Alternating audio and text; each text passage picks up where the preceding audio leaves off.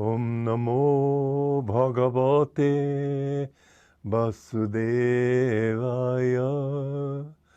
Om Namo Bhagavate Vasudevaya. Om, I bow to the Lord Vasudeva. Joy to you, everybody. We've come to the part in the Bhagavad Gita, the first chapter, where the real essence of the story begins. Arjuna asks Krishna to be his charioteer and drive him between the ranks of the two enemies, the upward striving qualities in man and the downward pulling, you might say, qualities that are taking you toward Maya, delusion, attachment, desires, involvement in the worldly scene. And it's a very interesting preamble to that story. It's a part of the Mahabharata before the Gita actually begins, where Arjuna and Duryodhana, both opponents in this upcoming war, come to Krishna. And Krishna gives them the choice whether, I won't go into the whole story, but whether one can have him on his side without his army, and he himself will not take part in the battle. And then the other will have his 1,000,000 soldiers. And Arjuna is very happy to accept him. And Duryodhana, of course, is very happy to have 1,000,000 soldiers. But Arjuna knows that where God is, even though he doesn't appear, even though he doesn't show himself, he will guarantee you victory. And this is what you will find in life. God doesn't come out of the clouds and talk to you. God doesn't suddenly perform amazing things, but you will find in your life that if you try to be on his side, if you try always to do the right thing and to do it for his sake and out of love for him, he will protect you. There have been many times, well, quite a few times, I'm not going to count them, but people have tried to destroy me with lawsuits, with enmity, with jealousy, and they've never succeeded. And I think the reason they have never succeeded was that I always stood for the truth. I never compromised. In this major lawsuit that lasted for 12 years, they must have spent $50 million. We had to somehow get together 12 million. That was a great strain for us. They hoped to bankrupt us because we were small. We didn't have that kind of money. But they thought to win easily, and they hired the third largest law firm in the world. And I deliberately chose a lawyer who was a sole practitioner, had no law firm. He didn't even have a secretary. But I believed in his truthfulness. I believed in his integrity. And I stuck to him even when he himself was ready to give up because he thought it was too big a thing for him to take on. But we won in the end. We won just about everything. I let them have 5%, which I could have won, just to get them off our backs. But you will find that there are times in life, especially if you try to live for God and live for truth, where people will attack you.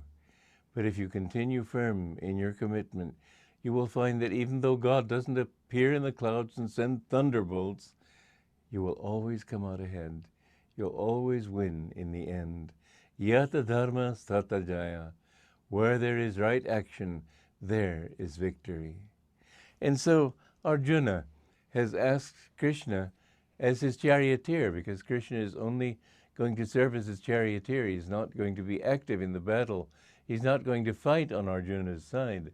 But he asks him to take him between the two camps to see how they're arranged against each other.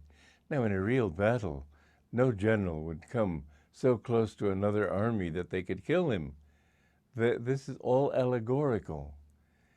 And in that mid-pace, you can see those qualities in your deep meditation. This is when you see all of Maya, all of delusion is based on duality. And there's always a movement between positive and negative, between light and darkness, between joy and sorrow, and so on. if you can catch yourself at the midpoint between that, this is the point that Arjuna is stopping at, the midpoint between the two enemies. And he's asking Krishna to show him these enemies. And we've seen already, now we're going to go on further. And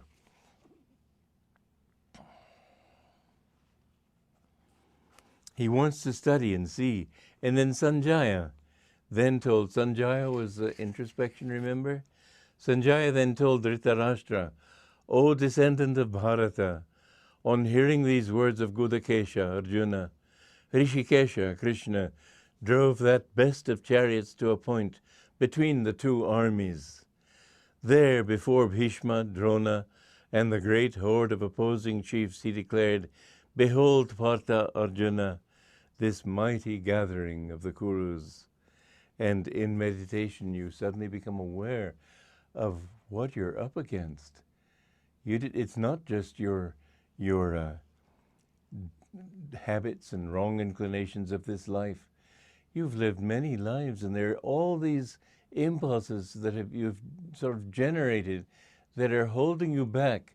You may not even know what they are, but they're all there sort of pulling you down.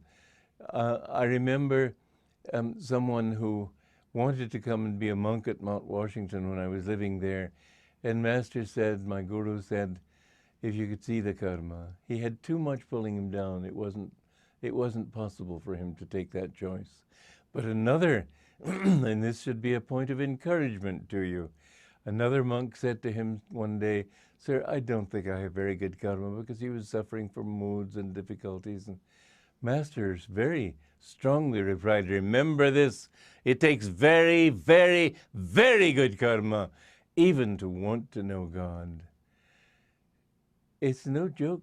This world holds you down very hard, and it's not easy to break its clutches. But once you know that you want to know God, if you turn to Him, the desire, the guarantee of your fulfillment and your liberation will be when you really want to know God. That too is a desire, and it will have to be fulfilled.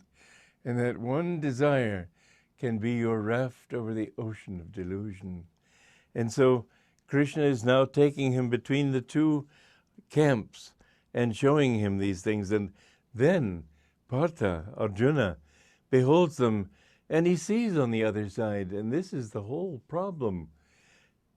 He sees that those people whom he's supposed to be fighting are grandfathers, fathers, fathers-in-law, maternal uncles, brothers and cousins, sons and grandsons, comrades, past friends, teachers. He's suddenly realizing that these are a part of his own family of consciousness. How can I get rid of something that's me? If somebody else was a drunkard, that's no problem. But when you're a drunkard, it's part of your own consciousness. It's your habit. Why would you want to kill your own self? You've defined yourself in those terms. You've defined yourself in your bundle of self-definitions, which you've taken onto yourself, which are not you at all. But you think of yourself as liking food, liking money, liking excitement, liking adventure, liking travel, liking good times, all the things that people are attached to, and they've come to think that these are a part of them. This is the whole dilemma. If it weren't you, or if you didn't think it were you, then it would be easy to overcome your bad qualities. But they all seem to be a part of your own family of consciousness. That is no joke, to overcome those things. And so the Gita is a story of how to overcome that family which you falsely called your own, and to realize that, and this comes later in the Gita, when you realize that you don't really destroy anything, because any quality that you get rid of, the same energy becomes revealed on a higher level in yourself. But we'll go into that later. So for now, God bless you. Enjoy to you.